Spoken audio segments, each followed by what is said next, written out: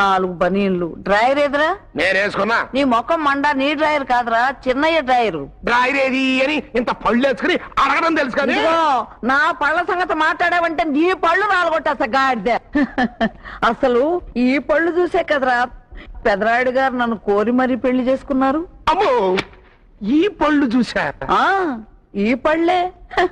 పొద్దున్నే లేవగాని దుర్గి పళ్ళు తోముకున్నావా అనేవారు. ఏంటి ఈ పళ్ళు చూసే? అసలు నా పళ్ళ వరస చిన్నరాయుడికి రాలేదని ఎంత బాధపడేవారని. అమ్మో, రాకపోవటమే మంచిదైందిలేండి. అసలు ఈ పళ్ళ గురించి ఊళ్ళో వాళ్ళందరూ ఏమనుకుంటున్నారు తెలుసా? ఏమనుకుంటున్నారా?